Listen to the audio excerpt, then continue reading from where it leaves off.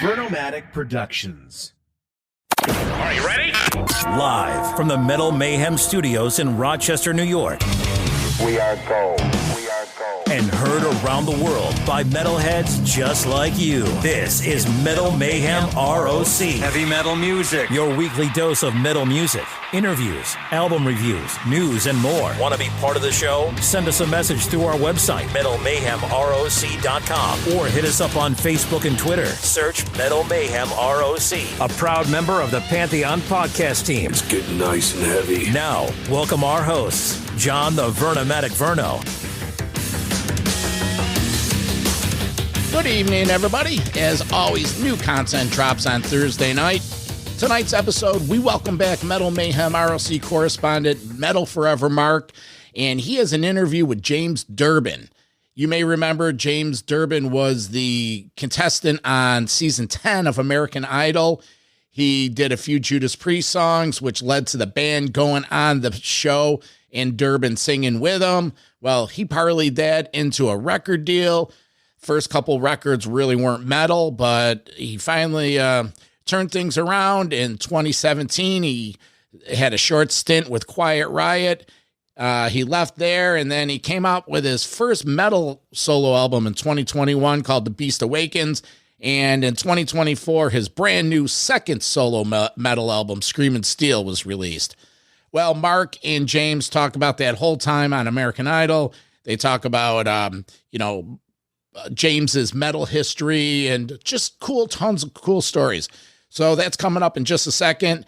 If you're new to the show or have missed recent episodes, last week we had the Judas Priest Invincible Shield review. 2 weeks ago, Roy Z talking about the Mandrake project, the new Bruce Dickinson that he produced and played guitar on.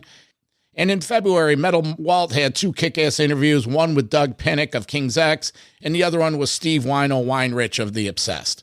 If you like what we're doing here, do us a favor, leave a review at Apple Podcasts, Spotify, wherever you're listening to the show, and get up to metalmayhemroc.com.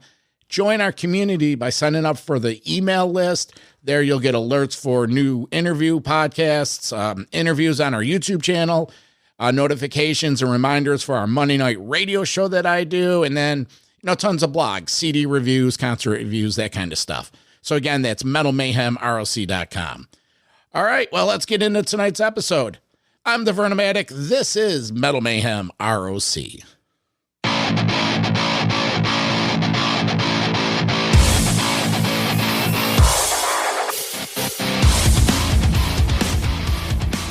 Tonight, we have an interview with James Durbin. We're going to talk about his new release, Screaming Steel, which is the second metal release, which is totally kick-ass. So, James, I just pulled this bio from your website for those that maybe aren't as familiar, with your background. And, you kind of came into the metal world, I guess, for lack of a better term, during American Idol. But I think when you look back at it, you kind of had a good start, right? Especially in the rock metal world with, Zakk Wylde. And then, of course, the Judas Priest appearance. And then there's a lot of other great notable mentions here. So just, if I may, just as you kind of reflect back, I guess, 2011 is when you kind of started getting out into the mainstream, but I imagine you've been active in music probably way before all that. Oh, yeah. So I've been playing music, making music pretty much since I was about 9 or 10. I got given my first hand-me-down guitar. I was big into Elvis at the time, and first song I learned to play was Heartbreak Hotel. And that just started my love of music from a player's perspective. That's awesome. So, yeah. So, again, even though the bio kind of goes back to that 2011, clearly you've been active much longer. But that kind of brings me to the next moment. And being a metalhead myself, and I'm a huge Judas Priest fan, as I know you are. When you look back at this moment, man, I even started with American Idol or even started your music career, I imagine these are your metal gods, your metal heroes. Like, when you look at this picture, what does it bring back for you? Heat. Heat, hoping my hair wasn't gonna go up with all that hairspray in it. I'm very glad I still have that t-shirt, and not sure why I did that little goatee. Not sure why I did that little goatee. probably for Rob.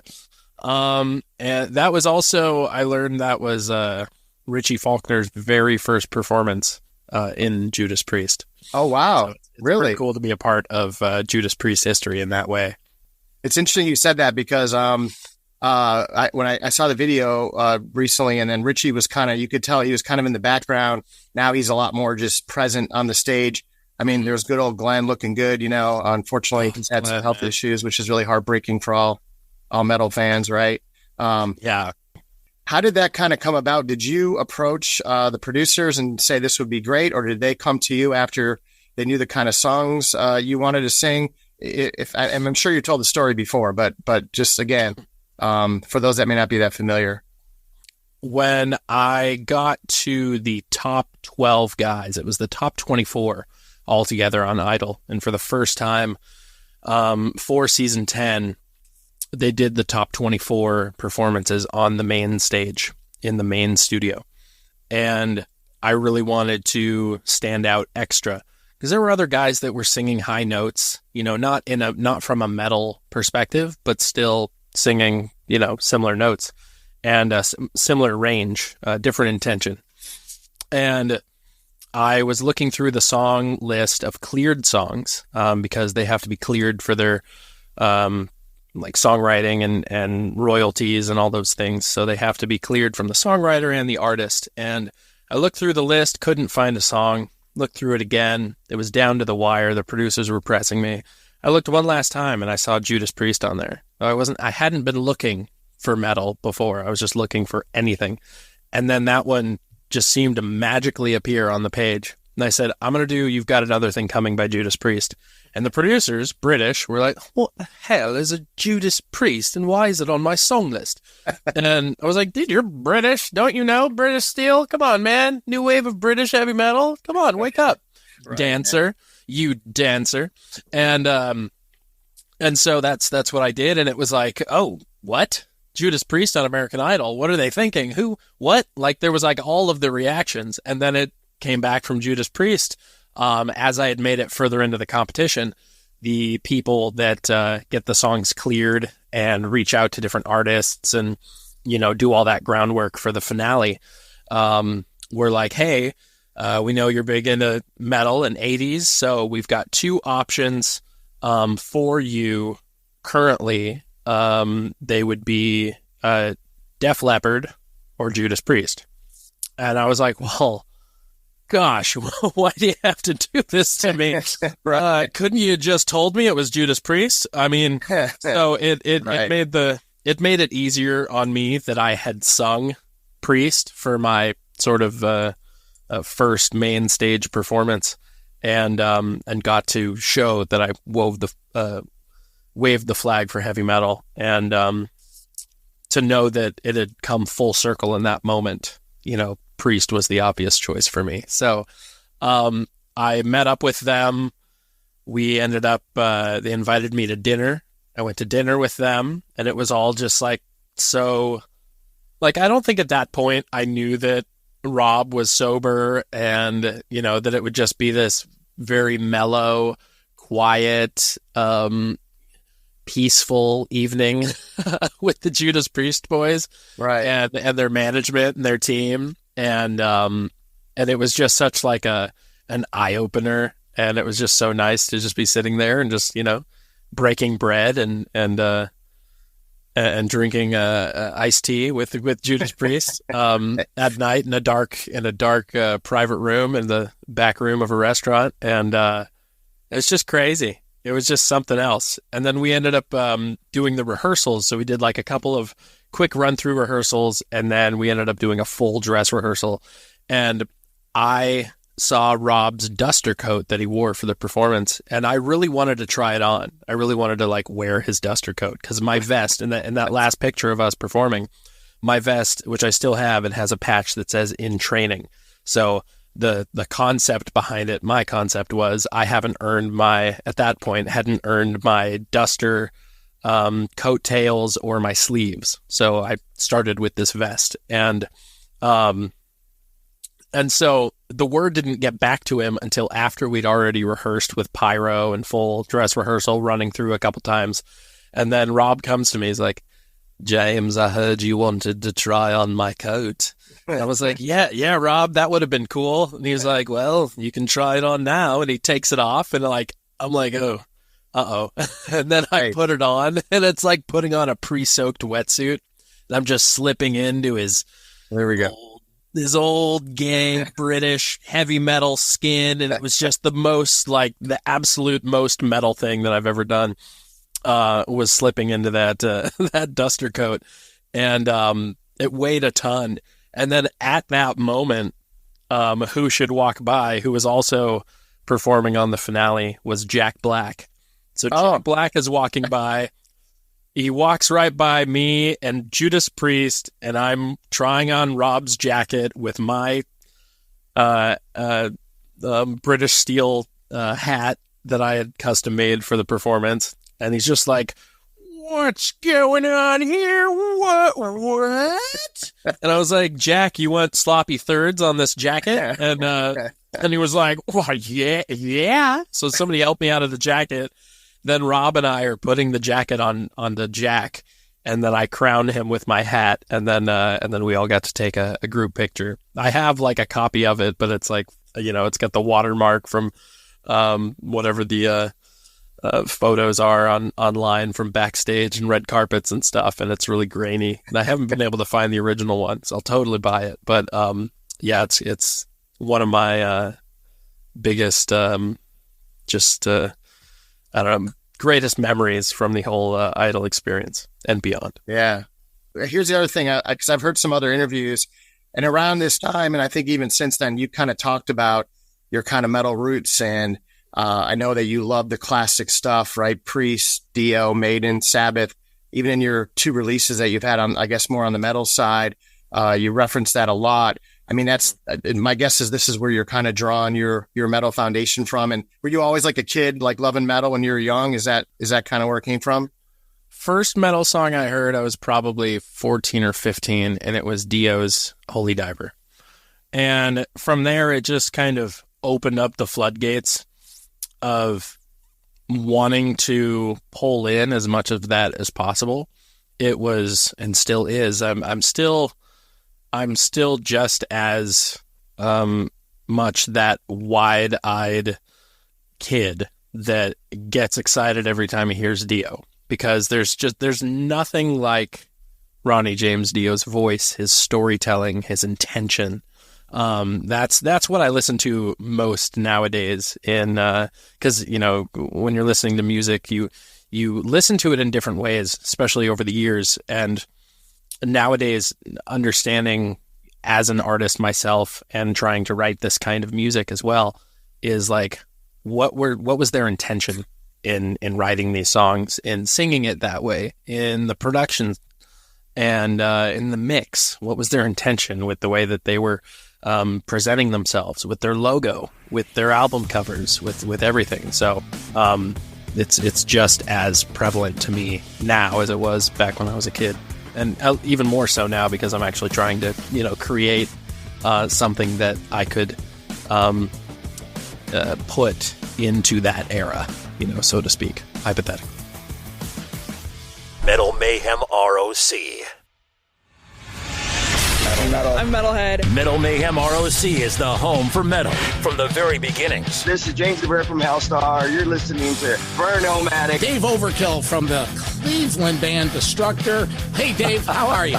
I'm doing great. To longtime headliners. Hey, this is Red Beach from Whitesnake. Hey, this is Vinny Appice from Dio, Black Sabbath, and Last in Line. To music of today. Hi, this is Olaf Wickstrand from Enforcer. Hi, this is Braun from Mastodon. You're listening to Metal Mayhem ROC. With John the Burnomatic Burner. Plus, we talk with producers and authors to give you behind-the-scenes info. Hi, this is William Merwin, author of The Meaning of Metallica, Ride the Lyrics. Greg Renoff, the author of the book Van Halen Rising and the Ted Templeman book, A Platinum Producer's Life in Music. Pleasure. Thanks for having me on. Metal Mayhem ROC, a proud member of the Pantheon podcast team, giving you more to listen for.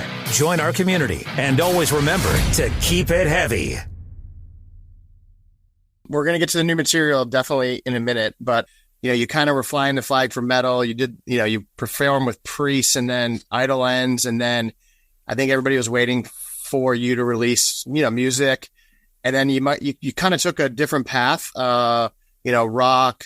I know you do a lot of genres of music and that's awesome. But I guess if I may ask, why did you kind of not go straight into kind of some of the metal stuff you've been doing as of late after Idol? Was it kind of pressure, from labels, or was it just artistically you weren't there? Yeah. I'm just a curiosity question, I guess, in that sense. Yeah. So right after I left Idol, after Idol, I signed the first album I did is the one on the bottom, which is Memories of a Beautiful Disaster. And that one was in 2011. And while we were on the Idol tour, I recorded one of the songs for a NFL For the Fans album called Stand Up.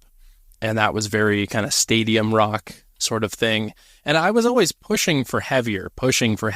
I mean, now, obviously hindsight, now and after being independent, and now being with Frontiers, that's a home for heavy metal. That's a home for me to do whatever the hell I want, or even being independent is for me to do whatever the hell I want. So with Memories of a Beautiful Disaster, of course, they wanted a return on their investment from Idol and all of that. Cause, back then, 2011, 2012 and 13, 14 with Memories of a Beautiful Disaster and then Celebrate. I mean, those were big money record deal contracts and album deals. And so did the first one, and that sold 40,000 copies in its first week. And it's maybe halfway to gold or 3/4 of the way to gold at this point. But that one served me well. I got to get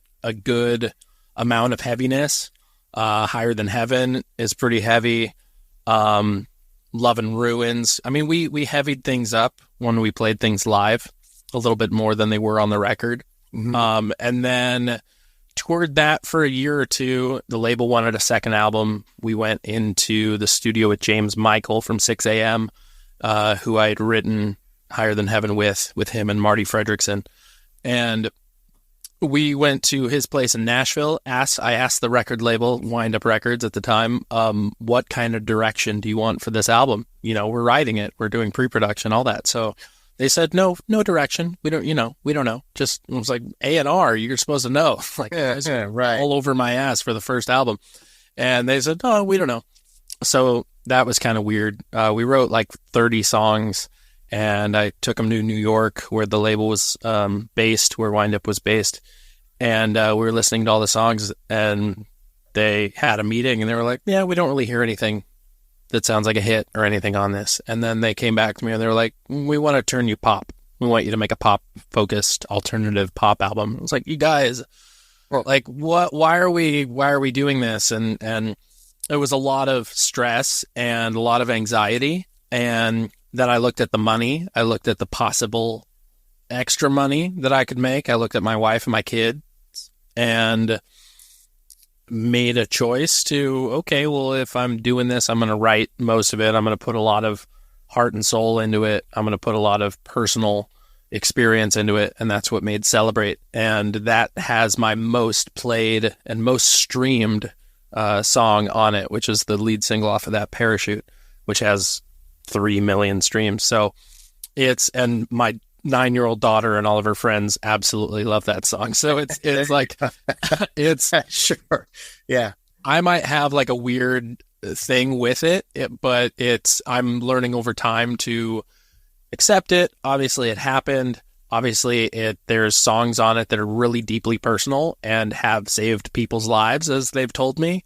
So, I can't bash it or badmouth it. And I love music. So that's where I was at that point. I took what I, had to do.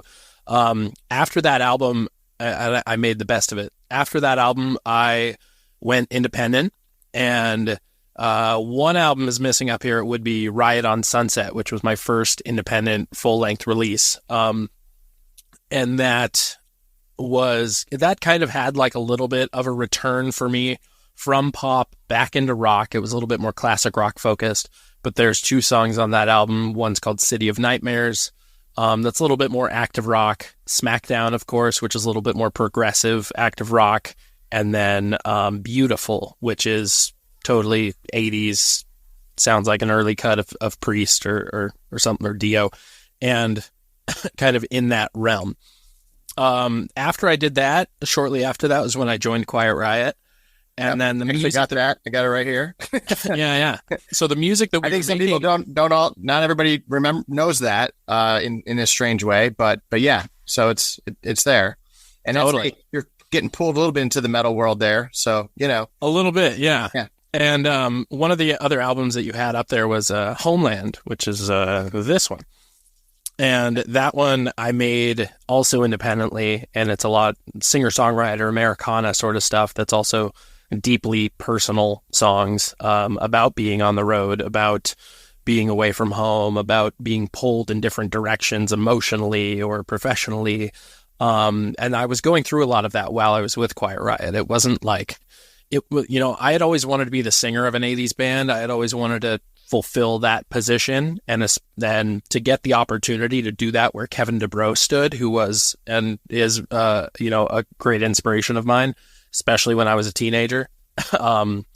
It really was like this crazy experience for me. But of course, like, you have a thing in your head of what it's going to be, and then you go and do it, and then it's not what you expected. Every show was amazing. Getting to play all those shows was amazing, and experience those. And it was like the in between the shows or the records we were making, and it just wasn't necessarily what I was expecting. And not every experience is tailor-made for you. So in that, what control I did have, without any use of the Quiet Riot name, which I didn't have while I was with the band or since, I made Homeland, which fully crowdsourced, crowdfunded that album, and put that out. So I still have like a real personal tie to that Homeland album, and I'm working on a second Homeland album. But yeah, so jumping into the from those, I just like to explore as a musical artist. Music is my my tools. Music and the 12 notes, however I use them, whether it's with distortion and a double bass drum, or or an acoustic guitar and a floor tom and a tambourine. It's like, or all electronic equipment, whatever it is, however you get the ideas out and explore those emotions and those different musical landscapes. It's all good. It's all for the sake of music and all of that. I think of artists like Paul McCartney, for instance. He could do no wrong. I mean, he's done plenty of wrong. There's plenty of crappy Paul McCartney music out there. Yeah. I guarantee it. But it's, it doesn't matter. It's, you just paint with whatever paintbrush or medium you feel like that day. And lately, fortunately, for my longtime fans, it's been metal. And, it's, but any time that you're writing or doing any sort of thing, it helps to, progress your writing across the board. If I write an Americana, so I was just in Joshua Tree with my family. My wife and I were sitting on the porch writing these kind of Americana singer-songwriter songs. But that kind of stuff, for example, there's a song on the new Durbin album, Screaming Steel, called Where They Stand, which was a singer-songwriter Americana song that I was writing during the Homeland sessions while I was with Quiet Riot, and restructured it to fit on my metal album. So, it's all music. Sure. Actually, that one, we'll talk about that in a minute, but that's one of the more melodic tracks on the album. And I know you like to, I've heard other interviews where you talk about you love melodies and you love hooks and the melodic style of metal. I've always enjoyed the performance of everything and the theater of music. I grew up in theater. I grew up singing in choirs and church choirs, community choirs, school choirs, and state choirs, and all that. So and then theater I always loved playing a different character because I didn't like being me. I always wanted to play somebody else. And then through that, I was able to take aspects of those characters and apply myself to those characters, and take a little piece of those characters and apply them to myself.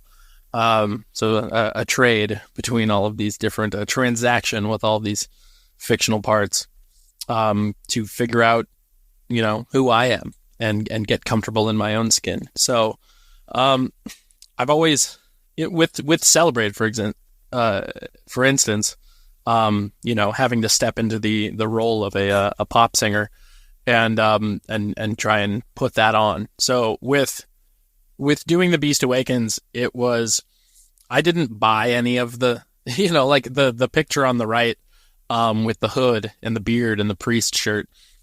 I didn't buy any of that stuff. I have that stuff. So it's just like, right. It's how I wear it. Right. That vest was actually a little, it had soft sleeves, and I got that during the Celebrate, stuff that happened. So, I customized it, ripped the sleeves right off, threw some pins and patches, and, the back of that thing is rad. It's got this, this tiny little t-shirt that somebody gave me that was all ripped up, but it has it's from some heavy metal festival somewhere in Europe in the late 70s, and it's got like Foreigner, Blue Oyster Cult, Motorhead, Iron Maiden. It's like the most bizarre lineup, but I've got it stitched on the back of that thing. That's the gauntlet that I wore when I was singing with Priest on Idol. That's the Judas Priest shirt that I was wearing when I sang with Priest on Idol. So, just presenting myself differently, and I wanted to present it as it could have been unearthed from the 80s. That's been the whole thing with Durbin, is that the aesthetic, the era of metal that I love is stuck between 1982 and 1986. And so or 83 and 86. So it's that's really important to me, to kind of continue keeping the aesthetic in there, keeping the film grain in there, keeping the outfits in there, at least from a video and photo perspective. Is keep it with that. So it was a lot of fun to do the sort of Dio Holy Diver, with the sword, grew out the beard extra scraggly. Fortunately, I know an orc. I know a band of orcs. They are actually a band of orcs called a Band of Orcs. So fortunately, Gronk Shaman right there that you see on the bottom, was able to pardon me from Gazoroth to allow me to live, and I pardoned him as well in the video. So it was a bunch of fun. We lost hours up there being in the woods in some haunted sort of burial ground area, which we kind of realized some way in the middle of the production of it. We lost a few hours of time that no one knew how or where those hours went to. So pretty trippy, and just some weird vibes up there, but it was a ton of fun to make. Yeah, and then you mentioned Dio influence. He had theatrics in his performances, and of course, Priest and Maiden. Their stage sets, shows were always kind of a weaving of whatever album happens to be out at the time, and it seems like it's part of the metal genre too, right? And so I know you kind of weave that in. I put on here just quickly, I know you had some guest performers. I know you had a relationship with Chris Jericho, and then he guest sang and I think played. Did you play all the guitars on this album? I played all the rhythm guitars on the album. Yep. And then he brought in other guitarists for all the leads and everything else. Correct. Got it. That's cool. Yeah, because I heard you say that you were going to collaborate with other artists. That was kind of your original plan, and then you decided it was the pandemic hit, and we all got stuck in our homes, and that's when you picked up the guitar and just started writing riffs, right? Which became a lot of the songs on this one. Yeah, the cool thing that I did with that album is I hadn't been much of a riff writer before that, and so really limited as far as riffs, and especially metal riffs, and so being able to to record like melody ideas onto my phone, into my voice memos with my voice, and then go home and transcribe those to the guitar. That was a lot of fun. And that's how a lot of those riffs were written. Yeah. And I know you had mentioned, again, we talked about your influences for the album and the style, and then even the time period that you were trying to, kind of replicate, I guess, for lack of a better term. So it sounds like you're square in the, like, if we look at Priest, you're in that Screaming for Vengeance, Defenders kind of era, right? That's, you mentioned Sacred Heart, like that's kind of what you visioned when you went to write the Beast Awakens, was kind of trying to get in that 80s zone, I guess, even though some of those bands obviously have put out a lot of music since that era. But is that's where you're going, right? With that whole idea. As far as the intentions, yeah, I was kind of like considering myself like, if I'm a time traveler and I go back to 1983 or 84 and I put out this album, knowing what I know of the past and my own past of whatever, modern music I listen to and everything, like, this is what I would want to present to 1984. And that's what I did with the first one. And this one is, I was, considering it for 85. With the first album, I also was going through different artists' catalogs and going from their first album and starting with their first album and understanding, like, okay, what were their influences? What was Judas Priest's, influence when they did Sad Wings of Destiny? Like, what else was going on out there? What else were they listening to? And it took me to Deep Purple and Black Sabbath and Lucifer's Friend and Sir Lord Baltimore and just these bands of the era that were doing, that sort of early heavy bluesy doom, sort of a rock at the time. And let that inspire me as well to kind of get into that headspace. Being a limited guitar player, as far as like riff writing, I also put myself into the kind of the writing block of Tony Iommi, where he can do so much with something that seems so simple, with something that's, simplistic in nature and kind of sticking within the first 3 frets of the guitar. And, and that's hard. It's really hard, but I still love these sort of like archaic sounding, caveman kind of riffs and guitar melodies and hooks that, being able to write, start with that, find something there, and then expand on it, add a harmony part, and then, just keep creating the song from there was super helpful. Yeah. And I know you mentioned the melodic part of it too, but it's interesting. So like, even when you look at Priest, you had those complex songs like Victim of Changes, right? With all the tempo changes, but then you have the good old fashioned straightforward Breaking the Law, right? Just simple riff and there you go. Right. So it seems like you're trying to get a little blend of that, right? You had a little songs, maybe that a little more complex, a little more like even kind of like going into that speed metal world. But then some are just very melodic, straightforward, like you said, simple riffs, right? I mean, it seems like it's kind of artistically kind of going in both directions. Yeah, definitely. And it's a hard thing to write on your own, with Priest and being able to be one of 5, being able to have a drummer in the room and be like, oh, I want to drop the tempo right here. It's a lot harder to do on your own when you're, a novice at Logic or Pro Tools, of being like, oh, I want to drop the tempo right here. Well, my drum programming and my skills or whatever, like I'm not, well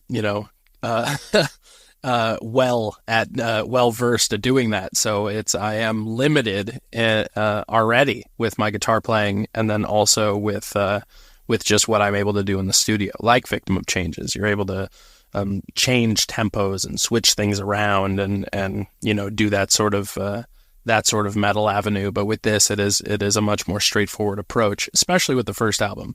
With this new one, with Screaming Still, I was able to do a little bit more of that with changes and that sort of thing. But it's definitely something that you have to work 5 times as hard if you're the guy in the room. Just talking about this artist lineup you have for this new album, are some of these the same players as the first one? And then was there more collaboration? Meaning, were they bringing more ideas to you? Like you said, kind of more of a band kind of aspect, or was it still mostly driven by you and your song ideas, and then they were just kind of bringing to life kind of what your concepts were? Yeah, so with both Durbin albums, I've written all of the songs 100%, every riff, every lyric, every melody. So, wow. And with both albums, I mean, what I give to the musicians that play on it, who play the rhythm guitars, like Aldo, playing the rhythm guitars, and then and Luca, who also played some guitars, and Marco, who played the drums. For all of them, what they played was exactly what I presented in my demos. So fortunately, the record was being produced in Italy. It was being mixed and mastered by Aldo.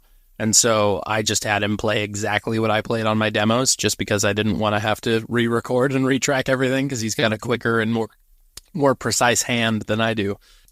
As far as people that are reoccurring on this album, it would be, let's see, Eric James Peterson.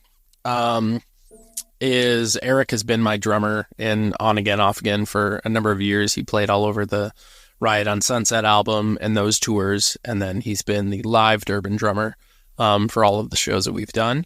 Mike Roberts is my orc and is my bass player in my live band. So he played all and wrote all of his bass lines for the album. Those weren't provided because I'm just for the demos, I play along with the riff for the bass.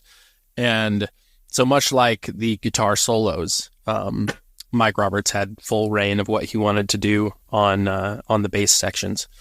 And then for guitar soloists, Dylan Rose and Moksha are both my guitar players in Durbin, in the live band, the live lineup. Moksha, one word like Madonna. He does have a last name, but we don't use it. So, and if we do, it'll be Hart. It'll be Dylan Rose and Moksha Hart. John Yaden Jr. is returning. He played on 5 or 6 songs on the first Durbin album. Phenomenal lead guitar player from Santa Cruz originally, but lives in Austin, Texas now.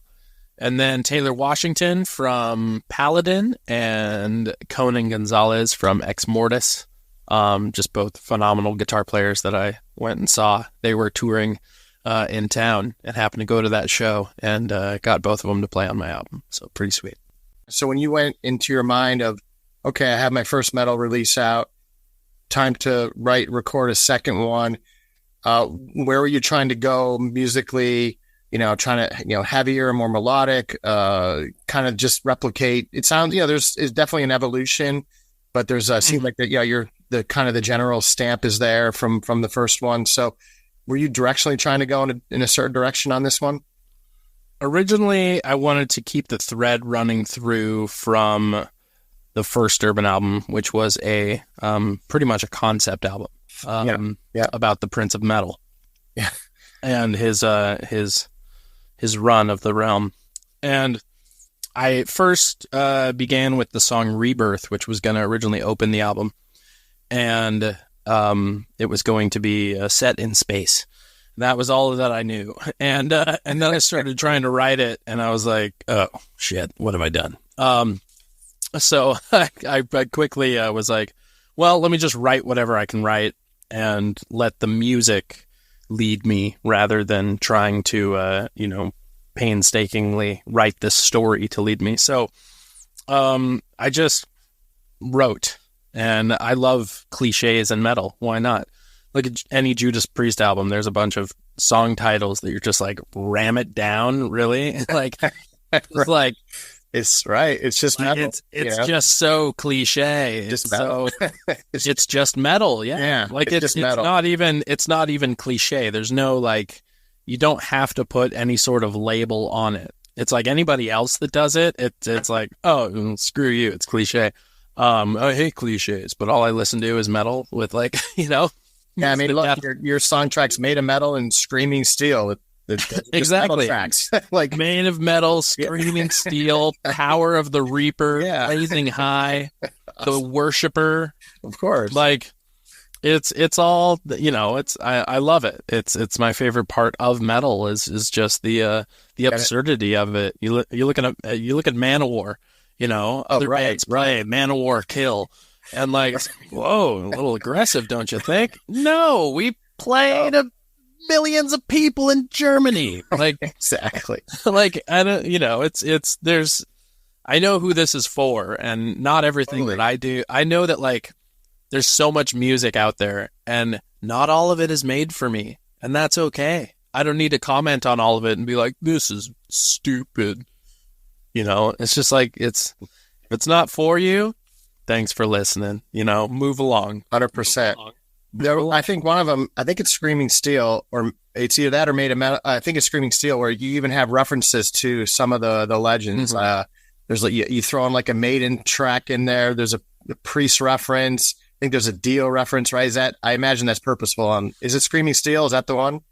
It might. Yeah, I think it's Screaming Steel. Yeah, it is. What is it?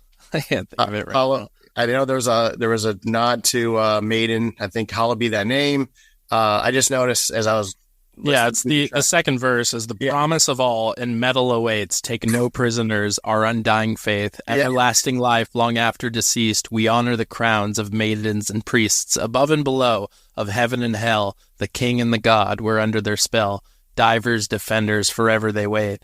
Forever they reign. Hallowed be thy name. See, there you go. Awesome. And I think you slapped in Defenders of the Faith somewhere in there too. Yeah, I think it's the second verse of Made of Metal, which is the spirit igniter will soar ever higher, unbreakable warriors roaring and breaking the chains. In metal united we carry the fire, immortals in glory, forever defending the faith. All shall bow down. Dude, awesome. Like, there you go. Any metalhead that doesn't relate to that one, then I don't know. Like, you got question their metalness, right? It's a love letter to the genre of traditional and new wave of British and just classic heavy metal. It's the thing that if you're into metal, chances are, wherever it's taken you, chances are it began there. And so it's begun there, and I've gone in different directions with it also, but for me, nothing beats the classics for me. And so, like, that's where I'm most inspired to create my own metal, is somewhere, that rests in between the cracks of those classics. It's awesome. And just to comment on the artwork of the album here, I'm definitely getting a little bit of Screaming for Vengeance vibe. Did you have something in, like, visually in mind, or obviously it's powerful, it's definitely metal? So yeah, it's super metal. Of course there's that, it's all metal. Of course, right? It's screaming, they're screaming on it, and it's pure steel. So what more do you want? I definitely wanted, I wanted that sort of, art style, that all of those iconic album covers of Dio and Priest and Y&T and and Queensryche and just all these, like, awesome cover art, and it's so iconic. It is just the artwork itself, just everything. It's the colors, all of it. It just comes from a different era, and it's just so, like, reminiscent of that. So absolutely, I really wanted that. The cat with wings is based on my cat Bear, and so it's cool to have him, sort of be that representation of the band. And I told the artist that did it, whose nickname I later found out is Cat, is pretty rad. So I just said, you've got Judas Priest, you've got Screaming for Vengeance, Defenders of the Faith. You got Y&T, Black Tiger, right? Nice.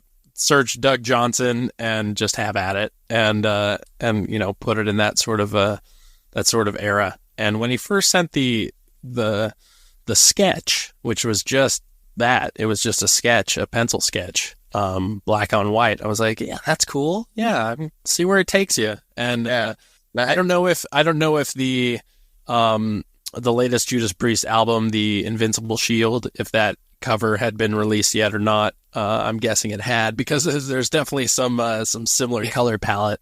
Absolutely. But it's definitely, it just keeps those ties of Priest, which I always wanted to be tied to Judas Priest. They're still doing it. They're still doing it great. They're still doing it to a high level. And Rob Halford is, just an inspiration, and that he's a friend and also a peer and a hero, and someone that I can continuously go to their music and their life even, and find new places to be inspired is pretty special.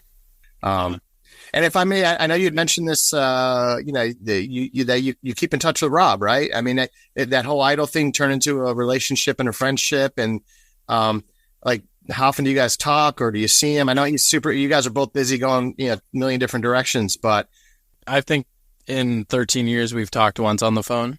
Right. That was a crucial talk.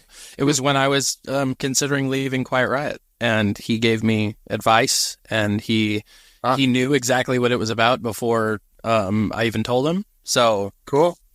Just had a great talk with him, and that sort of, lit a fire under my ass to go back to my original mission statement and continue to be a working musician and support myself and support my family doing what I love.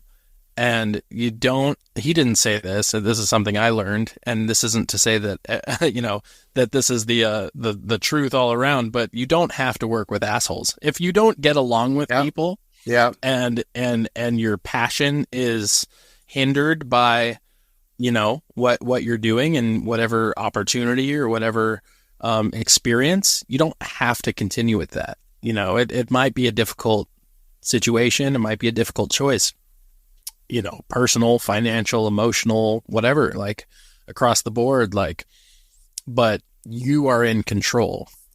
And, I wanted to do that experience for as long as I was still having fun, and the fun faded quicker than I was expecting it to. But Rob reminded me and instilled in me to just remember why you wanted to do this in the first place and go back to having fun. And as soon as I did, it was a huge weight that was on my shoulders while I was considering it. It was a huge weight on my shoulders after I gave my notice, and it was a huge weight off of my shoulders when I was told via email that previous night was my final show, regardless of what I'd said I would commit to for promoting an album and any of that stuff. But it was like, oh, okay, that's over. And then the first email in my inbox after that weekend was from Frontiers Records, and they wanted to back me and support me in making the heavy metal that I had in my head. And here we are. That's awesome. Well, what a great mentor to have, when the metal god speaks, you have to listen, right? Absolutely. And when he texts you a picture in his pajamas, holding a lightsaber, definitely send heart eye emojis back. So, hey, we're coming up on the hour, and I appreciate your time, and I don't want to keep you longer than we have to. But at the same time, just want to mention Clean Break as well. Another great collaboration, right, with some great artists. I love the Striper guys. Perry Richardson's great. I think he's a good injection of energy into that band, for example. And another melodic piece of work here, right? So you're gonna record some more stuff with them too? There is a new Clean Break album that I just received the mixes, and was going over notes for the mixes. Unfortunately, Robert and Perry had too many obligations with Striper in order to do a second album with us. So this one is just Mike Flintz and I, but just as heavy, just as melodic, and we got to explore some different things with our producer Alessandro. So expect that this year also, later this year. Did we miss anything or anything that you thought you want to articulate about the new album or about the metal stuff? Or for sure. I'd say the only thing is I'm not booking a full tour. You know, we do some one-off shows with Durbin. Our next show, for my birthday, we opened for Y&T at the famous Catalyst Club here in Santa Cruz. It was sold out show, which was just amazing. Especially thanks in part to Y&T, but also my hometown. So our next show that we have on the books, I believe, is June 22nd in Fresno, California, on the Frozen in Time 2 festival with Haunt and Traveler and a bunch of other great young, hungry, new wave of British heavy metal and traditional heavy metal and power metal bands. So really looking forward to that. And then I will be doing a unique and special solo acoustic, possibly solo electric, I'm not sure, looking into that performance in Versailles, Ohio for the Immortal Fest 2, which is pretty much a classic Christian heavy metal festival with Les Carlson from Bloodgood and White Cross and a bunch of other great classic Christian secular heavy or non-secular. I don't know what the secular non-secular thing is, but Christian heavy metal. So I'll be doing some of my more faith adjacent Durbin and originals and some Stryper and Bloodgood covers as well. James, I appreciate, first of all, congratulations on a great album. Again, the metalhead in me, I'm digging it. It's cool. It's refreshing. The fact that you're a younger artist putting out metal is cool. This is the second time I had a chance to talk with you, and I just think obviously you're a great musician and a lot of character and integrity and all that. So I just want to say thanks. I appreciate your time. And same thing with the guys over here at this Metal Mayhem Rock. You know, we all love metal. We're just trying to carry the torch, promote it, bring the word out, bring stories out about the music that maybe you just can't, hear otherwise, right? So it's just fun we get a chance to do this, and I appreciate you taking the time to talk with us in that way. So awesome. Likewise. Thank you. Metal for Life. Thank you for listening to Metal Mayhem ROC. Check out our website at metalmayhemroc.com for information on podcasts, archives, links to all our live radio shows, and all sorts of info. Please like, follow, and share with everyone, even your non-metal friends. And always remember to keep it heavy.